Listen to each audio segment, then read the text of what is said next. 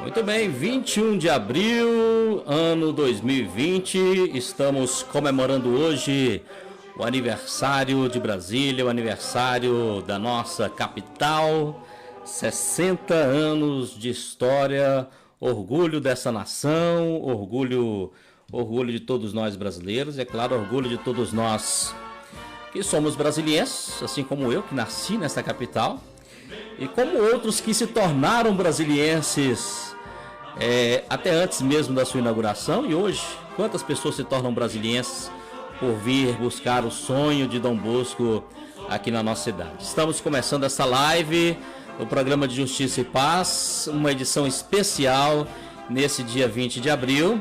E temos convidados especiais para conversar com a gente hoje. Enquanto a gente começou o programa tocando o hino oficial de Brasília, que foi uma música de Neuza Pinho e letra de Geir Nuffer. E agora a gente ouve aquele que é conhecido popularmente como hino de Brasília, mesmo não sendo oficial, mas que muita gente gosta, uma letra de Capitão Furtado, e musicalizado pelo maestro italiano Enrico Simonetti. Pois é, vamos falar um pouquinho de Brasília. Hoje nós temos como convidados um pioneiro da nossa capital, que você já vê aí, é o José Cavalcante. Ele chegou aqui em Brasília antes de existir Brasília. Era aquele barro ainda, né? Esse José Cavalcante, bom dia para você, tudo bem? Bom dia, queridos irmãos. Bom dia, Alain. Bom dia, professora Nair.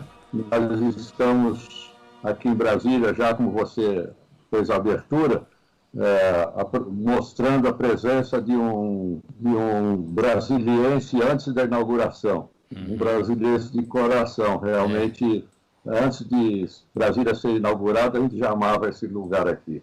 Bom dia para todos. Bom dia, professora Nair Bicalho, professora da UNB, socióloga e escritora de vários livros, entre eles um especialmente que fala um pouco da história da nossa capital, que fala dos construtores de Brasília. Bom dia, professora Nair. Bom dia a todas, todos que estão nos ouvindo. Eu quero agradecer o convite para participar desse programa num dia tão importante da história de Brasília, os 60 anos da capital. Professora, comece me tirando uma dúvida. Eu nasci em Brasília em 1970. Meu pai veio para cá, meu pai já era servidor público da Sudeco e veio para cá em 69, eu nasci em 70. Eu posso ser chamado também de candango, professora? Você se sente eu tenho inveja de não ser chamado. Eu tenho inveja de não poder ser chamado de candango. Eu acho que quem se sente parte da história pode ser chamado de candango. Mas nós temos essa expressão para os trabalhadores que construíram a cidade, né? Ela tem uma origem africana e não era uma expressão muito, até um pouco desqualificada, mas aqui em Brasília, com o presidente Juscelino, que popularizou a expressão de candango para os trabalhadores, não é? E pioneiros ficaram aqueles que vieram também contribuir com o desenvolvimento da cidade, mas com outras funções que não era a construção. Tá. José Cavalcante, em que ano você veio para Brasília e por que você decidiu vir para cá? Qual foi a propaganda, o que te fascinou para tentar vir para essa terra que ainda não era a capital da República? Bom, a história começou na esfera profissional, né? Eu era funcionário do Bank of London, um banco inglês. Sim. A sede no Brasil era lá em São Paulo, de onde eu sou originário, né? A capital de São Paulo. E eu era garotão, né? Tinha 21 anos, na época que a direção do banco me escalou, me convidou para fazer parte da equipe de implantação da filial do banco aqui em Brasília. Então, Eu era um jovem, né? Não tinha, sobre a vida em São Paulo, e naquela época principalmente, a gente era muito caseiro, era trabalho, estudo, igreja, e não tinha essa experiência tanto de aventureiro, né? Ah, sim. Mas realmente afinou, é um convite não só honroso, porque era jovem e era uma equipe em São Paulo, 3 pessoas, mais 5.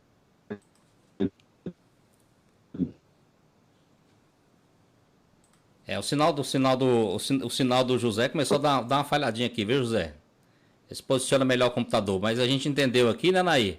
Que ele veio, ele não veio aqui ele veio como para trabalhar para um banco. Eu até que acredito daqui a pouco você está restabelecê-lo, mas que não deve ter sido uma experiência muito feliz ver aquele mar de obras, né, Nair? Sim. Pois então, tudo começa em 56, né? São as primeiras, os primeiros alojamentos operários, né? E aí começam a vir as migrações dos trabalhadores de Goiás, Minas, e em 58, 56, 57 e 58 é a grande seca do Nordeste, né? É uma seca famosa do Nordeste e os trabalhadores vieram numerosos para Brasília, né, em busca de sobrevivência, de condições de vida e trabalho, com a esperança de que aqui iam reconstituir suas vidas, né? Mas era muito difícil ficar aqui. Então, inicialmente, os trabalhadores ficaram, né, em alojamentos dentro das obras, né?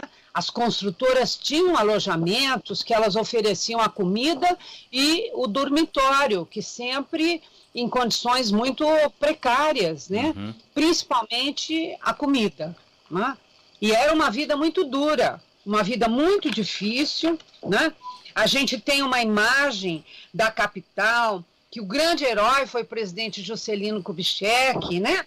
Essa é a história oficial de Brasília, mas tem uma história que não é contada, não é muito conhecida, que é quem é que construiu a cidade, né? Então, são as memórias dos trabalhadores, que hoje está fazendo 60 anos essa cidade, e eu fiz uma pesquisa em 78, na minha dissertação de mestrado, no Departamento de Sociologia da Universidade de Brasília, sobre a história deles, né? Então, esta pesquisa, eu estudei, né? Eu fiz entrevistas com trabalhadores antigos que tinham vindo lá ainda e tinham memória desse tempo da construção, e outros que já tinham vindo um pouco depois, né? E todos eles para fazer as narrativas das condições, e era muito sofrimento, esse primeiro momento, porque os trabalhadores trabalhavam 18 horas. 18 horas, eles tinham que fazer o serão até meia-noite, e quando era concretagem, tinha que fazer a virada, trabalhar, porque era na betoneira, demorava muito a concretagem, eles tinham que trabalhar 36 horas, né?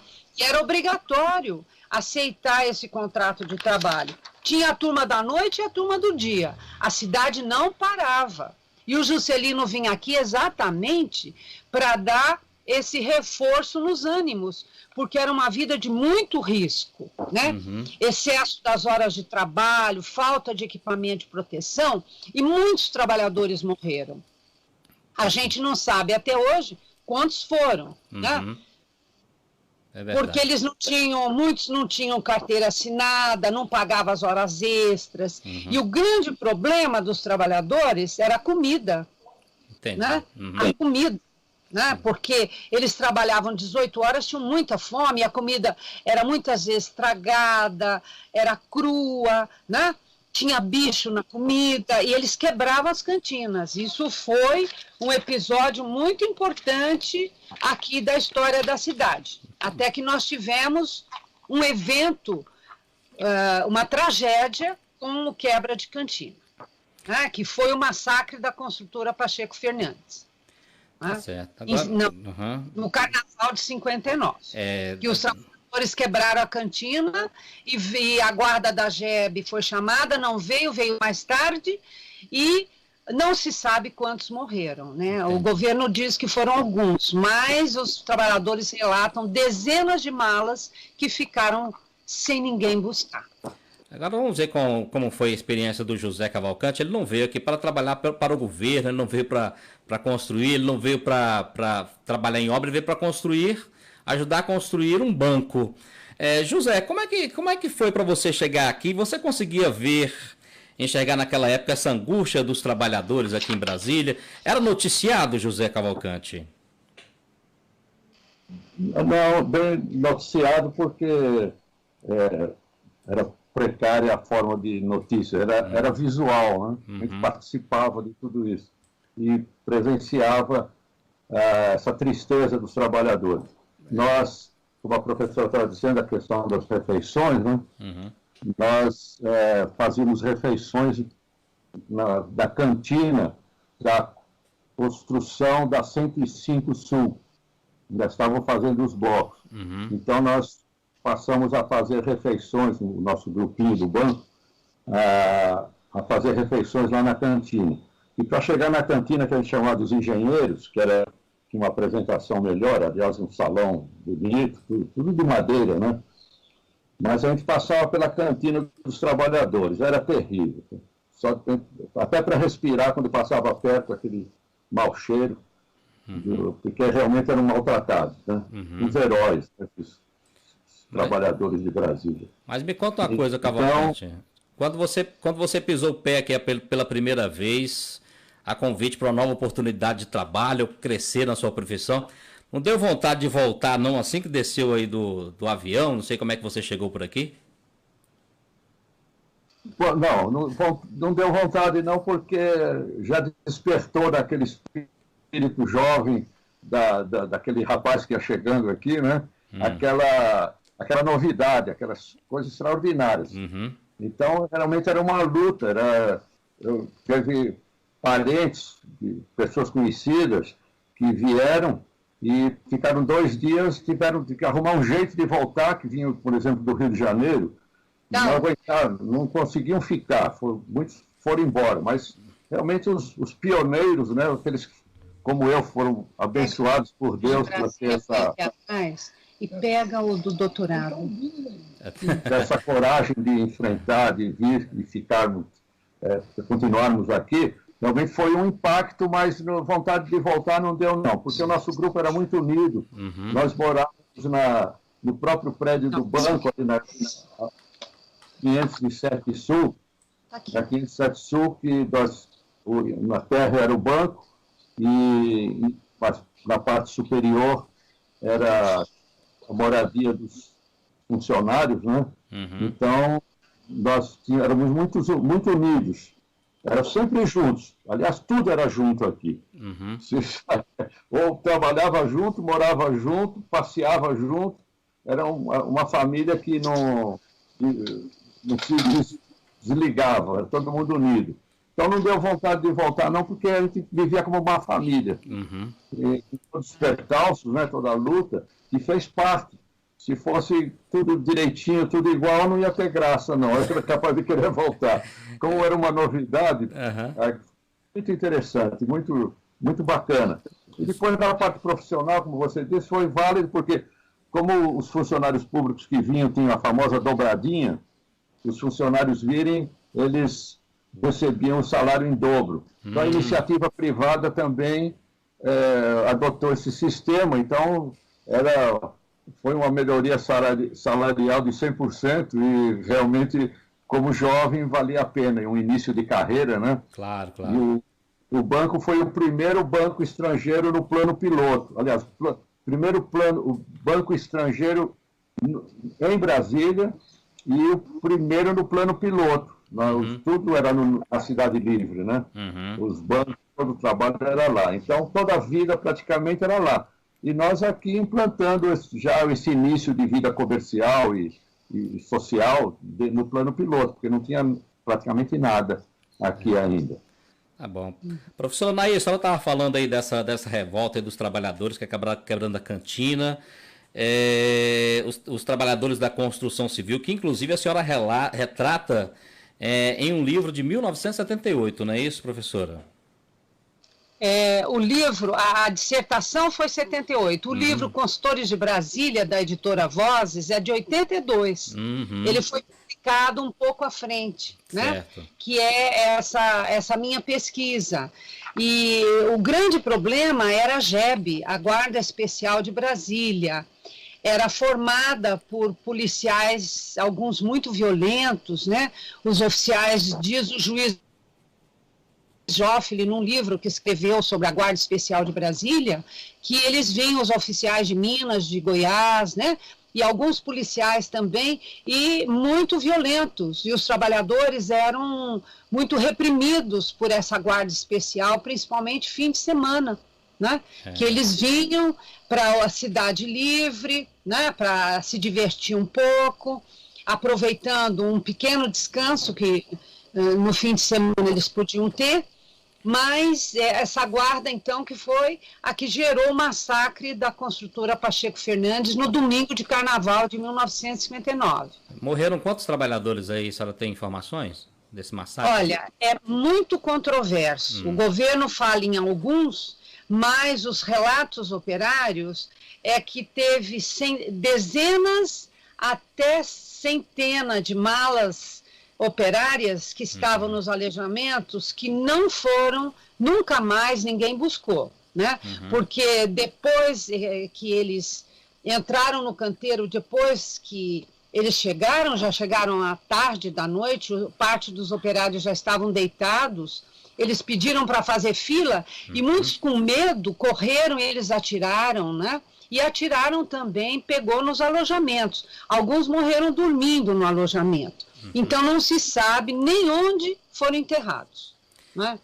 Como também morreram muitos operários concretados nas paredes da torre de TV e no próprio Congresso Nacional. Às vezes, durante a concretagem, acontecia acidente, os operários caíam dentro, né, da concretagem e lá ficaram.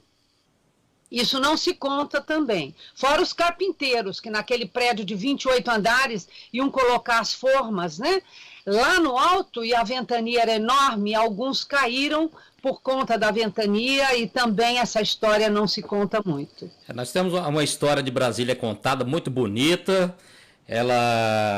Aliás, a ideia de Brasília, de uma capital, surgiu ainda no Brasil Colônia, Brasil Império, mas começou a se concretizar ocasionalmente num período em que Juscelino Kubitschek estava em campanha eleitoral pelo interior de Goiás. Foi lembrado do item da Constituição que falava da mudança da capital, ele abraçou isso como a sua meta síntese.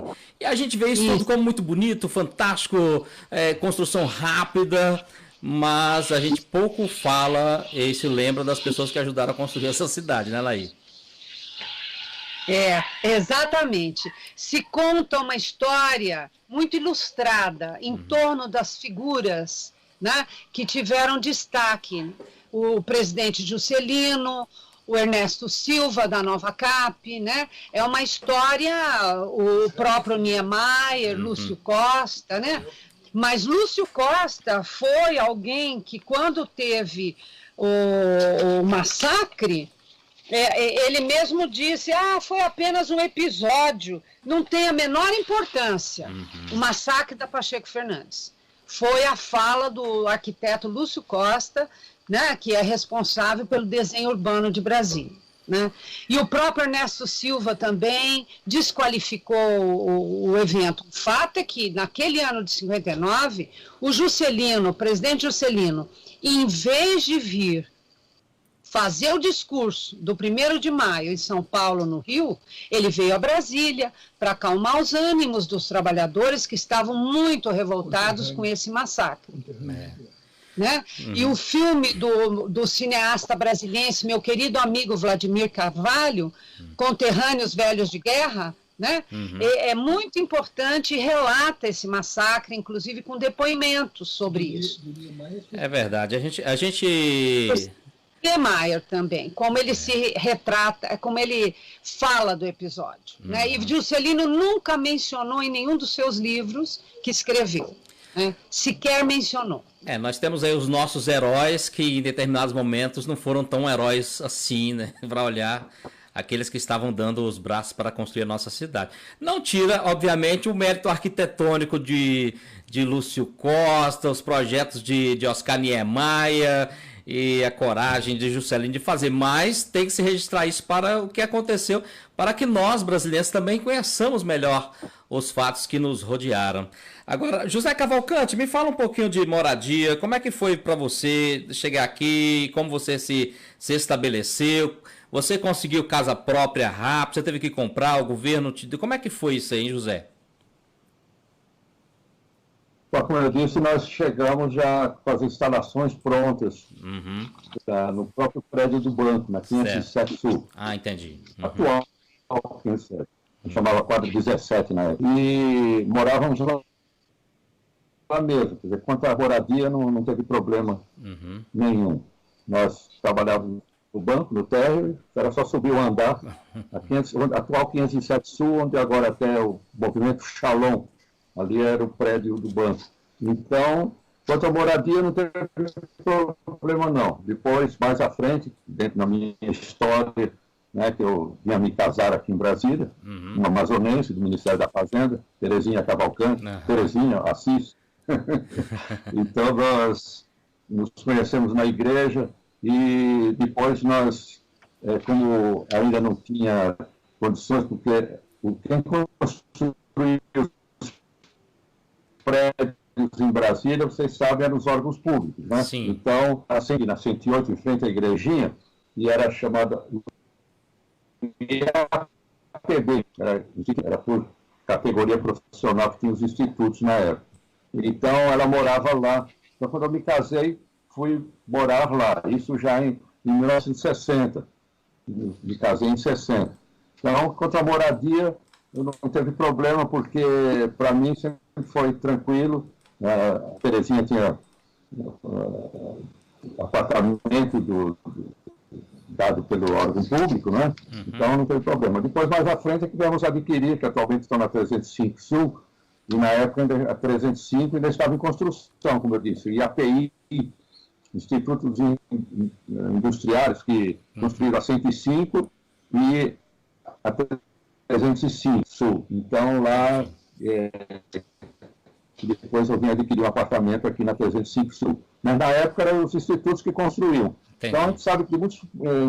tinha o GTB, né? A professora conhece no livro, deve constar, Grupo de Trabalho de Brasília, eles que faziam a distribuição das moradias para os funcionários que chegavam aqui na cidade.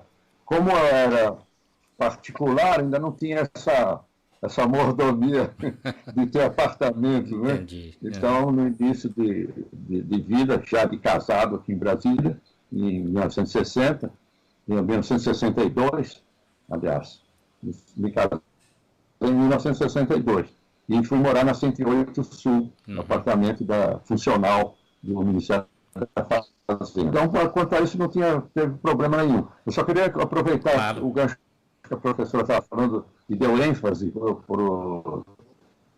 para a luta dos trabalhadores, realmente era puxada. Era dia e noite que se trabalhava, né, professor? Então, sim. Tinha o turno do dia e o turno da noite. Não parava. Dia e noite, 24 horas por dia, sem ininterrupto. O único dia que parou de se trabalhar em Brasília foi em janeiro de 59. Eu ainda não tinha chegado aqui, mas conta a história, que foi a morte do Bernardo Sayão. O dia que o Bernardo Sayão morreu, um engenheiro que comandava em Brasília e também administrava essa parte de construções de Brasília. Então foi praticamente um feriado, ninguém trabalhou nesse dia. Mas era ininterrupto, trabalhava demais. E também essa ênfase que se deu essa luta dos trabalhadores, realmente eles se revoltavam, como eu disse, que eu presenciei nas cantinas das obras de Brasília, era terrível, né? O ambiente era muito sujo, muito mau cheiro. E a Guarda Especial, a GEB, Guarda Especial de Brasília, não era só para os trabalhadores, não. Eu já, como eu disse, em 62, que praticamente foi o início ainda, eu estava recém-casado com a esposa, sentamos num banco, estava começando a construir a praça que a gente chama de 21 de abril, aqui na W3 Sul, né? Ali na 718, aquela praça que nós temos na W3. Eu estava com ela ali, eles chegaram a cavalo, o pessoal da GED falou, não pode, seus adicumentos. Então, não tinha documento naquela. Eles eram durões mesmo, porque não podia ficar confusões e ter ambientes. Seus documentos, né? À noite, tarde da noite, devia ser umas 8h30 da noite, 8 horas da noite, não podia não. Aí, para falar nisso, eles tinham que manter uma ordem, porque era o pessoal tinha que ter uma disciplina, né? Embora eles exagerassem nessa força usada.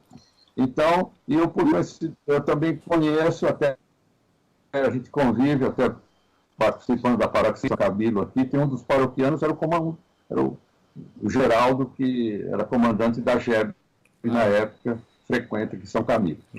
São Camilo. Todos irmãos. E até hoje a gente tem essa presença histórica aqui na convivência depois de 60 anos. E todos vivendo como irmãos. Mas realmente, a sua pergunta, desculpa, foi sobre residência, então quis estender um pouco da ótimo. ênfase que a professora deu à violência que existia. Que maravilha. Os trabalhadores eram os heróis mesmo. A gente sabe de muitos, essas fundações, né?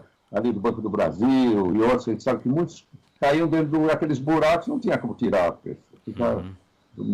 E a segurança da obra, quando eles caíam, recolhia os corpos. Quando os colegas desciam para saber o que houve, nem tinha corpo mais, eles sumiam com os corpos que caíam e morriam, né? Para evitar pânico, revolta, né? Muitos morreram, não tinha segurança. As obras não tinham nada de tela, né? Era os próprios, esses pequenos... Essa parte externa da obra, que hoje tem tela, tem proteção, não tinha nada disso, né? Nem equipamentos. Eles trabalhavam até com havaianas, né? Com alpargatas. E tinha prego no chão, né? Os canteiros de obra muito sujos, né? Tudo os restos de ferro da parte da montagem, porque era uma construção de manufatura. A construção civil era muito artesanal ainda, né? Ia fazendo as formas, o carpinteiro fazendo as formas para fazer o concreto, né? E depois é que vinha o pedreiro com a parte da alvenaria e o acabamento. Mas era tudo muito manual. Então, os riscos de vida dos trabalhadores eram enormes, né? Foi muito, muito grande. E eu queria comentar um pouco essa solidariedade que o Cavalcante falou, é muito importante, porque isso predominou na vida de Brasília nesse início, né, Cavalcante? Eu fiz um estudo sobre a fixação do Núcleo Bandeirante, a antiga Cidade Livre. Eu fiz um estudo sobre isso. E o mais importante que eu verifiquei é a união que se fez na cidade. Quando o Juscelino ele deixou que se construísse a Cidade Livre, né? Mas quando inaugurou Brasília e ele ia sair do governo, ele queria acabar com a Cidade Livre. E os moradores se organizaram, as igrejas, os comerciantes, os estudantes, as donas de casa, todos se organizaram e foram ao Congresso Nacional pedir uma lei para fixar a cidade. Então o Jânio sai, isso em 61, né? O Jânio, que começou em 60 o movimento, né? Era um movimento clandestino, né? Porque o Jânio entrou e não queria que eles... porque ele queria mudar o Núcleo Bandeirante para a Asa Norte aqui, que não tinha nada ainda, né?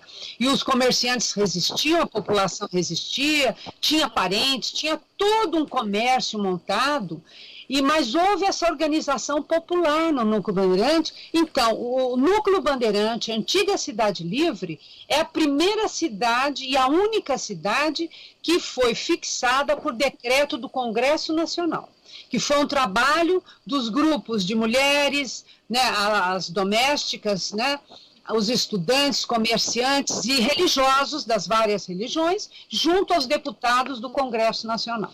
Em 62, é o João Goulart que sanciona a lei do Núcleo Bandeirante. Tá certo. Gente, ó, estamos conversando aqui com a professora Nair Bicalho, socióloga, escritora, professora da UNB, e José Cavalcante, que é um pioneiro da nossa Brasília, desde 1959, de São Paulo, que casou com a Manauara, não é isso? Exatamente. Nair, você chegou quando em Brasília, Nair? Eu cheguei em 73. Brasiliense de onde? Eu venho do interior de São Paulo, uma cidade chamada Catanduva. Interior de São Paulo. Depois morei em São Paulo 5 anos para estudar na Universidade de São Paulo, onde eu fiz a graduação e meu doutorado. Tá bom. O mestrado é aqui na UNB. Eu quero convidar vocês e também os internautas, quem está nos acompanhando pela nossa live, a ouvirmos agora uma reflexão da Simone Furquim, que é a nossa teóloga. Ela fez uma reflexão, porque Brasília também ela tem a história do sonho de Dom Bosco, né? E ela faz uma reflexão interessante sobre o aniversário de Brasília. Quero convidar vocês agora a escutar Simone Furquim. Seja bem-vinda, Simone. Bom dia, ouvintes. Trazemos o tema da celebração da nossa cidade, Brasília, fazendo memória do sonho de nossos pais e avós da geração anterior que migrou para cá, para o Distrito Federal, onde habita a diversidade.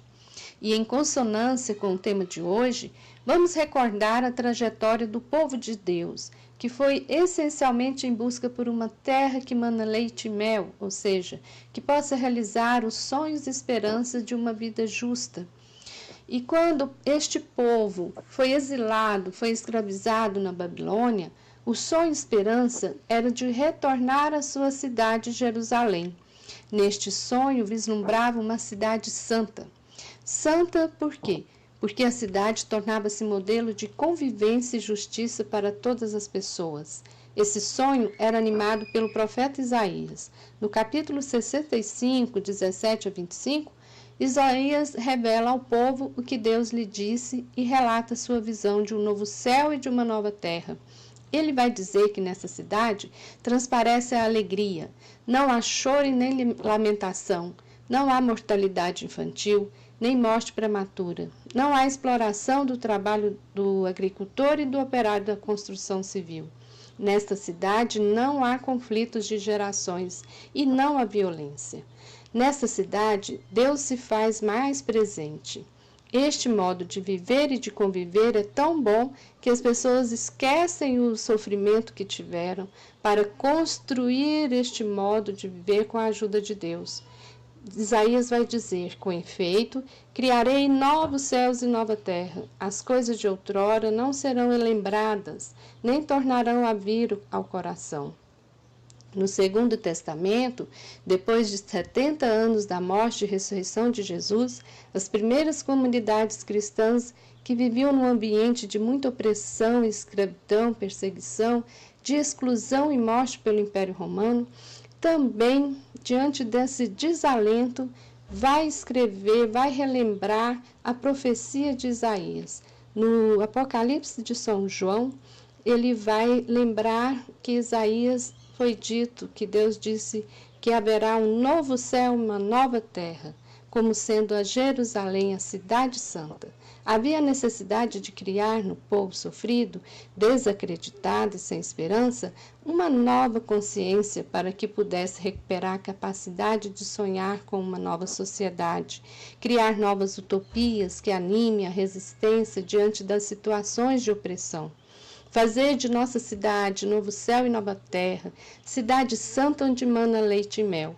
Este sonho e esperança são de todos nós. Nesse período de quarentena, não teremos festa nas ruas de Brasília, mas pode ser tempo propício para pensarmos um modelo de cidade, de sociedade mais fraterna, solidária, que respeita a diversidade e o meio ambiente.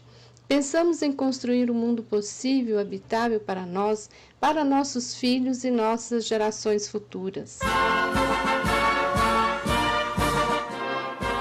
Obrigado, Simone Furquim, essa belíssima reflexão. Agradecendo mais uma vez aqui os internautas, todo mundo que está nos acompanhando nessa live, dia de aniversário de Brasília.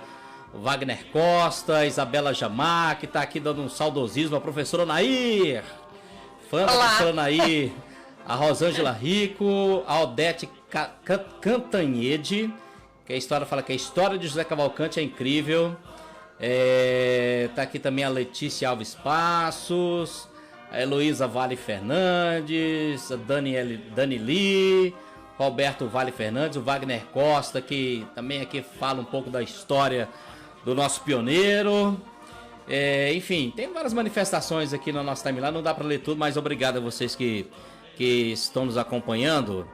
Agora eu vou começar com o Zé de novo. Zé, essa terra de Dom Bosco, onde jorra leite e mel, chegou para você, José Cavalcante? E como foi essa conquista? Olha, é impressionante, eu adorei as colocações da Simone, é maravilhosa, porque realmente aqui é uma cidade abençoada. Se existisse esse chamar Instituto da Canonização na vida administrativa e social, Juscelino devia ser canonizado, porque realmente é um herói.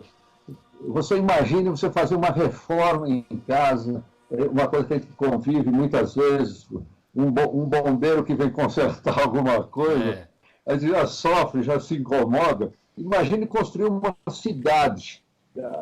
A responsabilidade, a luta, a energia que precisou existir, e o Juscelino demonstrou isso, porque foi um homem de pulso mesmo.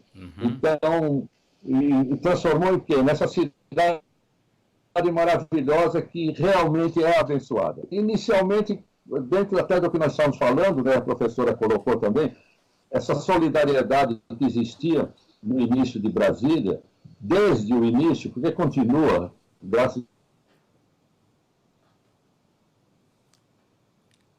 A gente começou a ter um probleminha com a voz do José.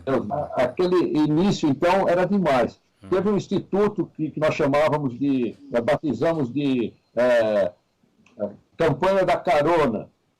Não sei se vocês tomaram conhecimento, aqui era demais. Você precisava ir em algum lugar, e geralmente os lugares eram aqueles mesmos, dependendo da direção, era para ir para a Cidade Livre, fazer compras ou fazer alguma coisa. Se não, era em direção à esplanada dos ministérios, que era a parte administrativa dos trabalhadores. Muitas vezes a pessoa estava sem condução, parava no meio-fio, todo o carro aproximava e oferecia carona. Era extraordinário, porque a carona já era institucionalizada. As pessoas, sem se conhecerem, tinham essa intimidade, essa empatia uns pelos outros, porque estávamos todos na mesma luta, na mesma caminhada aqui de luta mesmo, né? De passar por todas as dificuldades, mas também de aproveitarmos toda aquela unidade que existia entre as pessoas dentro de Brasília. Então, essa campanha da carona era maravilhosa. Mas, como ela estava dizendo, se falou em Dom Bosco, né? Eu acho isso uma das coisas mais marcantes, essa profecia de Dom Bosco.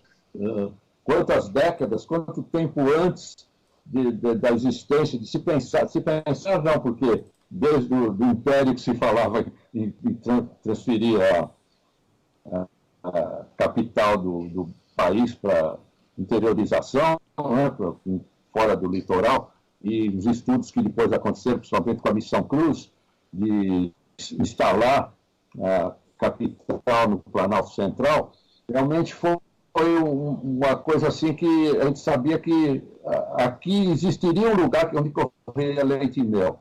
Então, essa profecia de Dom Bosco, que previa um lugar onde seria banhado por um lago, nem lago existia. Né? Mas na profecia ele já previa também um lago para Brasília. Então, essa bênção que nós temos de ter convivido desde antes da inauguração aqui em Brasília, para mim foi uma coisa maravilhosa. Eu acredito que não tem um pioneiro, não tem alguém que tanto que é pioneiro e continua em Brasília, porque virou a terra da pessoa. A gente praticamente, além de ter nascido biologicamente em outro lugar, aqui, a professora lá em Catanduva, né, também lá da minha terra de São Paulo, então nós temos essa alegria, essa satisfação de morar aqui em Brasília, que realmente se tornou uma família até hoje. E é maravilhosa essa vida espiritual, porque nós convivemos, nós falamos nos candangos, associando as duas coisas agora, nós frequentávamos a igrejinha de Fátima, era o único templo de alvenaria que tinha na época, né? As outras paróquias foram começando a serem construídas em barracões, mas a igreja mesmo lá, nós cantamos a missa de domingo na igrejinha, não tinha bancos na igrejinha. Então, ela ficava lotada de candango. Vocês imaginem também a gente conseguir estar juntos. O amor une, né? Independente do odor e de outras inconveniências, mas a igrejinha não tinha nem banco, ficava em pé, aquela quantidade de candangos, e nós juntos, porque estava participando da missa. Então, na igrejinha foi realmente o lugar onde se teve essa unidade física e espiritual dessa vida, dessa terra abençoada que é Brasília, como a Simone colocou. Então, realmente é uma alegria. Eu queria, já que se falou em vida espiritual e igreja, lembrar que a gente estamos fazendo uma grande, para nós da Igreja Católica, também a instalação da nossa arquidiocese, né? Que faz 60 anos também hoje. Hoje está sendo comemorado, junto com a inauguração da cidade, o aniversário de Brasília, também o aniversário da nossa arquidiocese, né? O saudoso Dom José Milton de Almeida Batista, que era um aristocrata, uma presença, mas era uma pessoa aberta, humilde e muito querida nossa na instalação de Brasília. Principalmente nós fomos da Legião de Maria naquele início. Sim. E a reunião, ele participava das nossas reuniões da Legião de Maria, ajoelhava, a gente inicia o terço, a reunião com o terço, ele se ajoelhava e rezava o terço conosco e participava de todas as reuniões mensais da nossa cúria da Legião de Maria. Dom José Milton, muito saudoso para nós também. É verdade. É bom ouvir as manifestações, né, Naí, do José Cavalcante, em termos de como foi essa vivência da fé no início aqui de Brasília. Brasília que nasce nesse sonho de fé e de esperança. Mas assim, quando Dom Bosco sonhou com essa terra de leite e mel, para você, ele estava pensando exatamente em quem, Naí? Olha, eu acho que é para lá que nós vamos. Eu acho que nós estamos vivendo o Apocalipse, né? Este é o momento do Apocalipse. E é esta grande transformação, né? Nós estamos com os nossos corações, que precisa cada um fazer, né? A cada dia ser uma pessoa melhor, com mais amor no coração, né? Bondade, sentimento de justiça, né? E muita paz. E nós estamos, cada um de nós, ajudando a construir esse novo céu e a nova terra. Principalmente essa nova terra, né? Porque o divino está dentro de nós e Brasília é uma cidade que tem todas as religiões, todas as seitas e todas as práticas espirituais do mundo. Então, ela é uma cidade que tem as condições para viver essa nova terra. E eu tenho muita esperança que vamos contribuir para que isso se realize futuramente. Que bom. Eu não tive o privilégio de morar no plano piloto, né? Vamos dizer que a Brasília dita é o plano piloto, né? Eu moro no Gama, mas não tem um dia que eu não vá ao plano piloto, a Brasília mesmo, e não me encante com o que é hoje, esse lindo jardim que é a nossa capital da República. Para você, José, assim, que teve que jogar o sapato aí no terrão, né, de Brasília, tanto plano piloto como na Cidade Livre, Núcleo Bandeirante, Candangolândia, ver este momento, essa gênese de Brasília. E hoje, qual é o sentimento que te traz, hein, José? Olha, eu tenho usado essa comparação da Brasília, da região de Brasília antes da construção e Brasília hoje. Eu até mandei para algumas pessoas de fora essa comparação, tirando fotos, que nós temos ainda aqui próximo, dentro do plano piloto, regiões bem preservadas do Cerrado de Brasília. Principalmente ali naquele caminho para o Lago Sul, aquela região ali da CCBB, né, Centro Cultural do Banco do Brasil, aquele cerrado todo. Você imagine chegar aqui para construir uma cidade dentro de um cerrado, porque era cerrado duro mesmo. Né? Brasília foi só de pensar em iniciar já foi um pensamento heróico de construir uma cidade numa região dessa. Então, transformar Brasília, transformar essa região de cerrado num jardim, porque as cidades satélites também são lugares agradabilíssimos, né, onde se mora, o Gama, como disse o Alain, e Taguatinga, e Sobradinho, e todas as demais cidades satélites, mas o plano piloto realmente encanta pelo jardim que é. Então, tenho tirado fotos do que era o Cerrado de Brasília e comparando, botando junto com o que é Brasília hoje, esse jardim. Então, você mora dentro do jardim. Eu, por exemplo, abro minha janela, no momento eu estou vendo um bosque aqui do lado, porque dei a sorte também de não ter blocos próximos. Então, você olha assim, você mora dentro de um jardim. Então, Brasília tem além da arquitetura, o plano piloto nos agrada devido a esse verde, esse colorido que existe da natureza. Que bom. Professor Anaí, agora me conta o seguinte, na concepção de Brasília, pensava-se em uma cidade assim, onde as pessoas pudessem conviver, pessoas as quadras, né, do plano piloto são assim, né, onde as pessoas pudessem conviver, inclusive de situações econômicas diferentes, enfim. Mas quando Brasília começa a se consolidar, a gente viu que os candangos e as pessoas que ajudaram a construir, uma parte, né, das pessoas que ajudaram a construir Brasília, tiveram muita dificuldade para se estabelecer as suas moradias.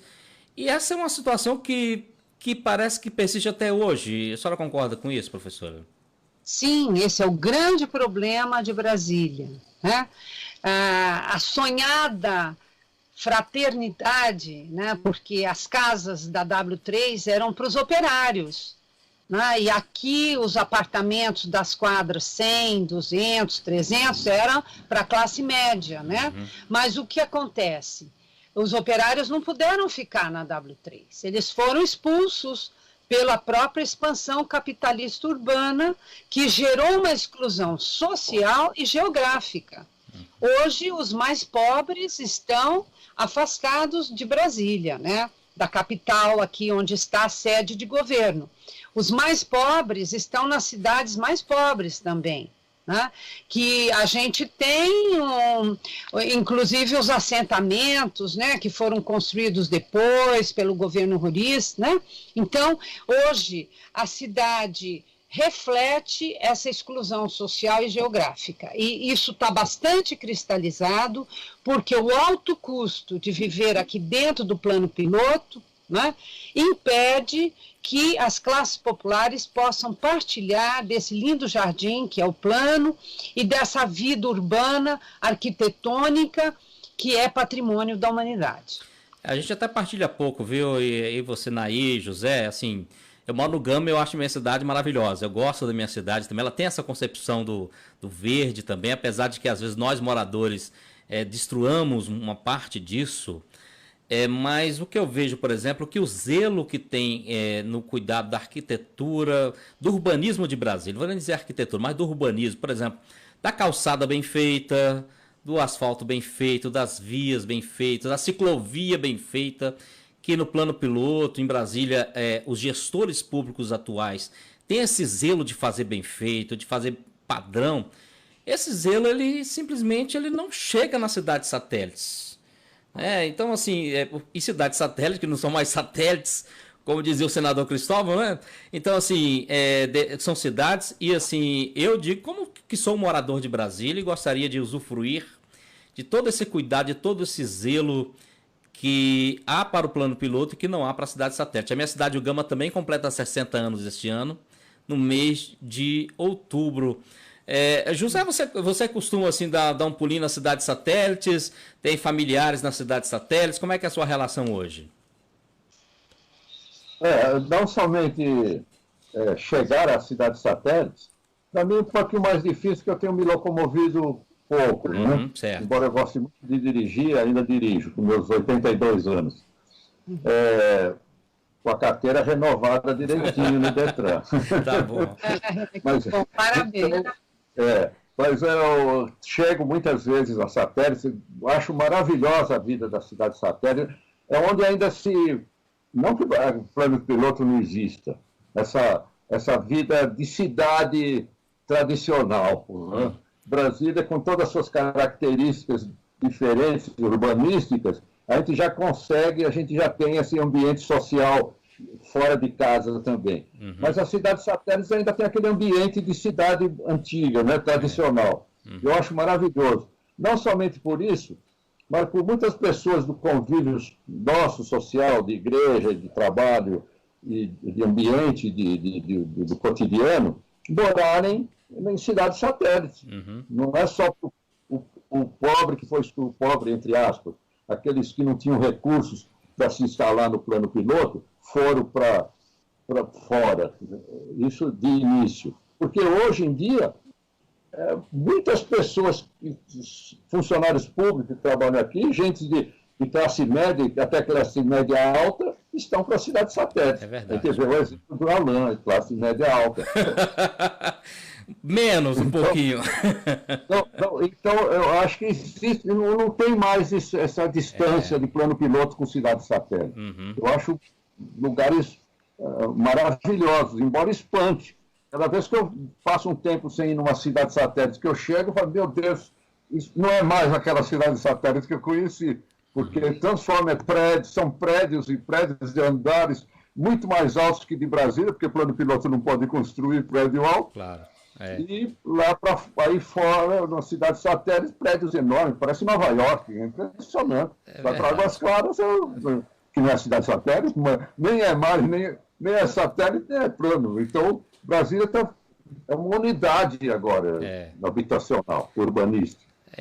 Já está tudo ligado. Eu acho maravilhoso esse ambiente. Né? Agora, esse de início de Brasília, o único bairro que existia, primeiro as casas da fundação da Casa Popular, né, professor? Que construíram aqui onde é agora, aqui no plano piloto, 720, aqui na W3, que era uma fundação da Casa Popular, da 20 em diante, eram casas que foram construídas embaixo, com tempo de chuva, eram construídas com lonas, coberta de lona para não parar a construção das casas da Fundação da Casa Popular, que muitas se transformaram em sobrado agora, e tudo ali foram liberados. Mas então muitos trabalhadores ficavam aqui pela W3 e muitos outros iam para onde? Cruzeiro, a cidade que é um bairro do plano piloto, vamos chamar, porque não é satélite, é o Cruzeiro, que agora chama Cruzeiro Velho, mas era só o Cruzeiro, porque não tinha a parte do Cruzeiro Novo. Então, ele tinha um apelido, até que nós chamamos o bairro era conhecido por Gavião. O local onde é o Cruzeiro é chamado de Gavião, o bairro. Então, muitos trabalhadores, que até hoje muitos moram lá, e as famílias, eram daquele início daqueles que não ficaram dentro do plano piloto, mas foram para o Cruzeiro morar aqui bem próximo do plano piloto. É verdade. Então, e tem uma vida, aí sim, o que você não podia fazer em apartamento, não tinha esse ambiente, lá, como eram ruas e casas, as pessoas faziam as festas juninas e festas até de aniversários, fechavam, porque as ruas do Cruzeiro elas não têm saída, né? São ruas sem saída, até hoje. Então, fechava aquele final de rua, era aquela festança dos trabalhadores. Até particularmente tenho a história de antes de namorar até ter ido com a Terezinha numa festa junina do pessoal do Ministério da Fazenda, lá no Cruzeiro. Então, essa moradia do pessoal fora do plano piloto, eu acho extraordinária. É uma coisa que hoje se concretizou, mas aquele início de Brasília também já tinha muita vida, dava muita vida para a cidade.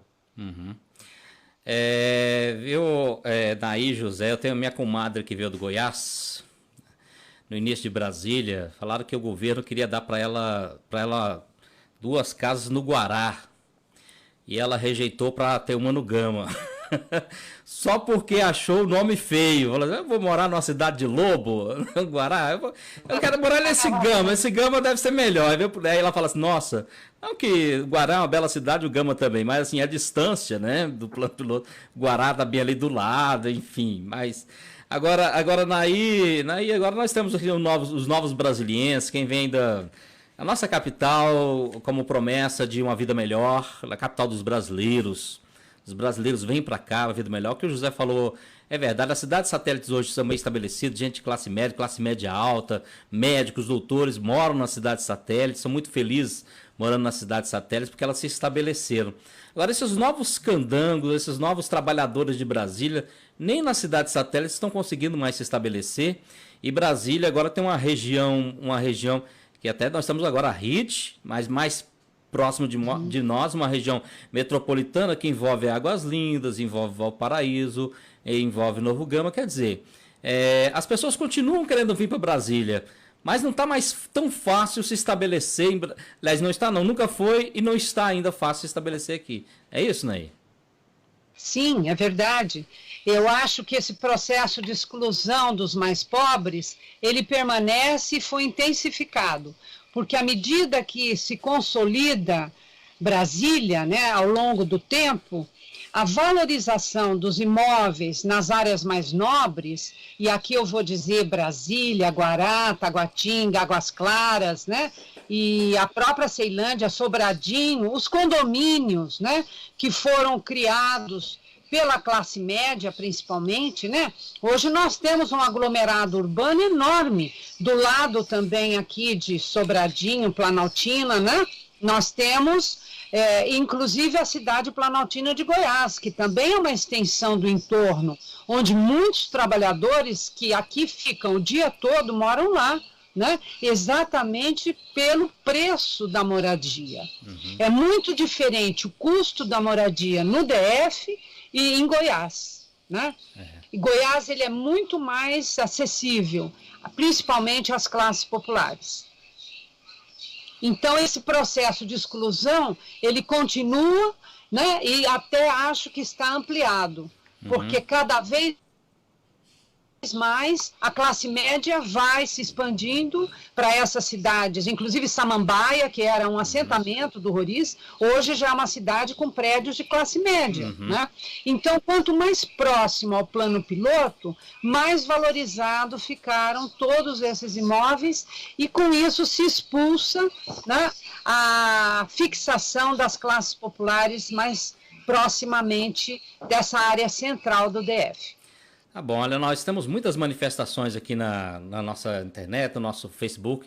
Não vou ler todos, mas depois queria pedir para o Cavalcante, para a Naí, dar uma lidinha lá nas manifestações.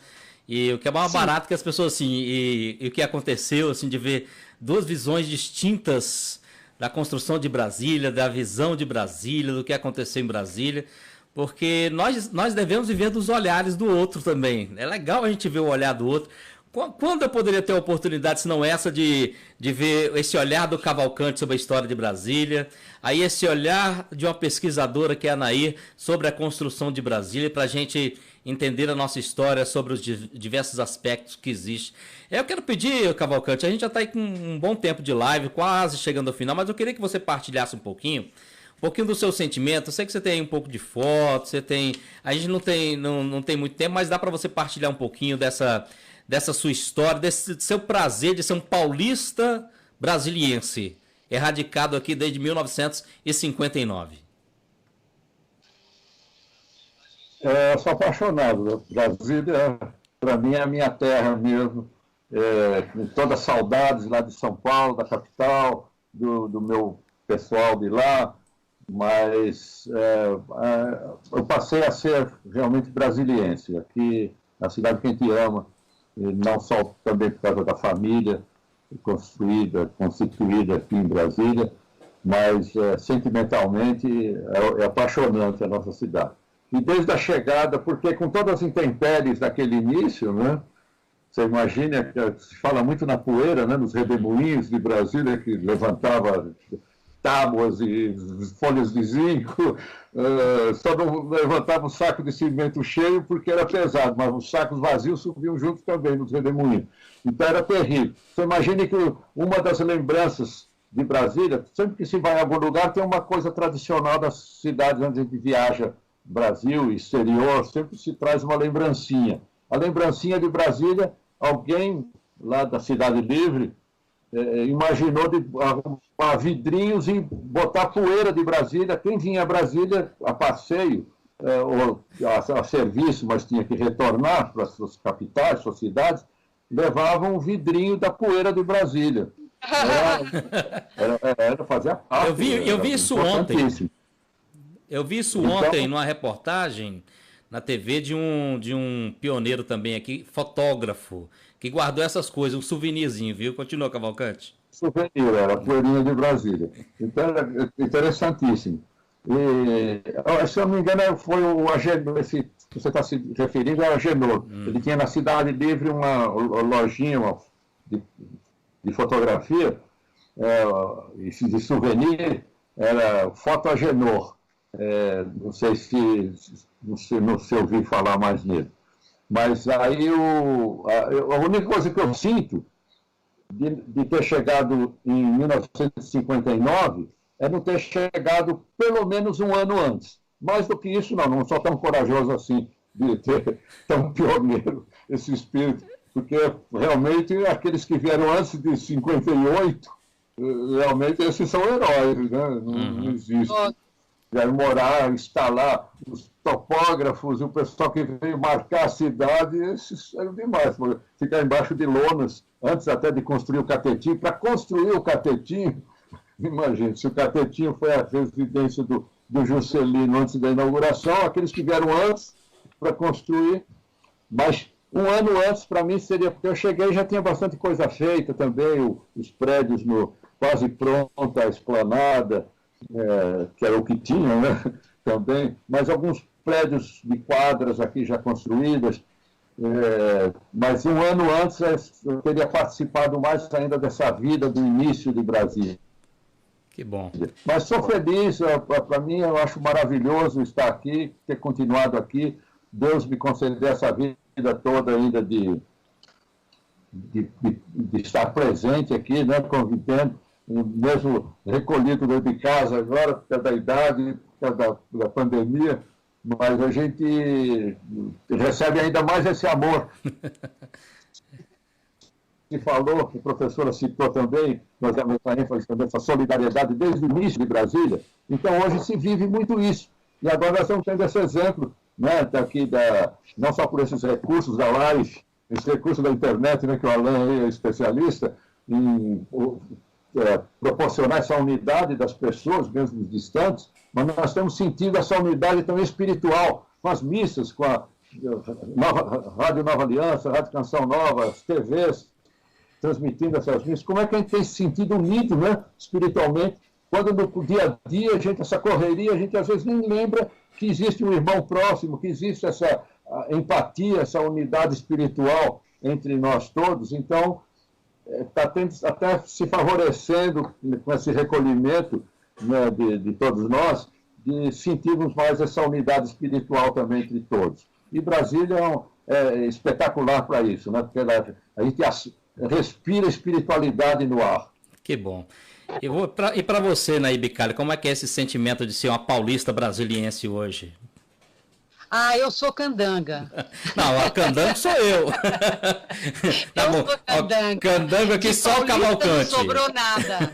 Eu sou realmente, não só porque uma historiadora, né, uma estudiosa, eu queria até mostrar o livro, claro. Construtores de Brasília, né, que foi a minha dissertação de mestrado, né, em que eu conto a história do início de Brasília, todo o sofrimento operário, as irregularidades que eles sofreram com os direitos trabalhistas, né, a falta de um sindicato que os defendesse, tanto que eles se organizaram, e em 1959 eles já tinham o primeiro sindicato de Brasília da construção civil, né, e fizeram greves em 61, 62 e 64. todas vitoriosas. E minha tese de doutorado, que é Trabalhadores Pobres, a experiência da exclusão e da rebeldia. Essa é uma foto da greve de 79 em Brasília, quando os operários, eles quebravam as obras, né, abriam os portões para sair às ruas e eles se manifestando nas ruas, né? Esse trabalho eu fiz basicamente narrando as greves de 79, 90 e toda essa luta operária que muitas vezes usou a violência dos quebras-quebras para garantir direitos, porque eles não tinham um sindicato que os defendesse. Muito obrigada. Tá bom, olha, e quem, além de ler o livro da Nair, eu acho que ainda encontra, Nair, desde 82, só nas bibliotecas, esse livro da Vozes, né, editora Vozes, foi isso? Construtores de Brasília é da Voz. Tá, e além de ler o livro... Tem na biblioteca da UNB. Tem na biblioteca da UNB tem. Ótimo. E para os internautas, também não sei se meus dois convidados já viram, mas o History fez uma série, se eu não me engano, de 4 capítulos, que é 1000 Dias a Construção de Brasília. 1000 Dias a Construção de Brasília. É do History, mas está no YouTube. Então, assim, está livre para quem quiser ver, né? Mesmo que não é assinante de um canal de TV fechado, pode ir lá. É um documentário maravilhoso com artistas interpretando aquele cenário. Fala desses detalhes que a Nair trouxe e fala muito aí do que o José Cavalcante trouxe também como experiência de construtor dessa cidade. Estamos encerrando a nossa live. José Cavalcante, obrigado por você ter atendido, ter conversado. Eu sei que da sua história de tantos anos, a gente poderia ficar aqui alguns dias conversando e eu tenho certeza que a gente pode criar outras oportunidades para isso. Obrigado, viu, José Cavalcante? Alain, professora Nair e todos os ouvintes aqui que estão tendo essa oportunidade de ouvir um pouquinho mais sobre Brasília, pessoal de fora de Brasília também, pelo nome das pessoas que se identificaram aqui com Alain nessa transmissão. Um abraço para todos, um beijo carinhoso para todo mundo. A professora estava colocando a obra dela, que eu tenho conhecimento, e eu como também pesquisador, como pessoa que se agrada com tudo que se fala sobre Brasília, né? Eu falei da Terezinha, né? A minha falecida esposa, nós juntos, mas ela que organizou mais o livro também, queria colocar para vocês Ressonâncias do Evangelho. Esse livro tem muito de artigos sobre assuntos religiosos, mas também muito da nossa história de Brasília.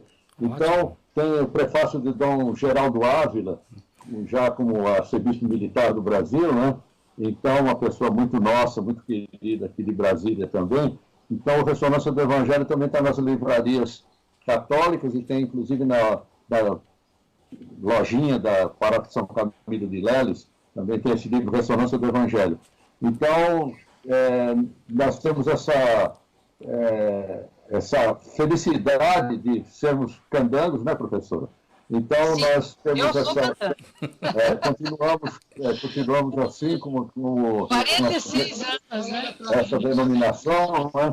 Então, eu tenho a agradecer à Comissão Justiça e Paz, especialmente na pessoa do Alain e do Zé Carlos, as pessoas que também estão à frente da igreja nesse trabalho maravilhoso de levar Jesus Cristo a todas as pessoas, esse amor dual, e nós vivenciamos desde o início de Brasília aqui.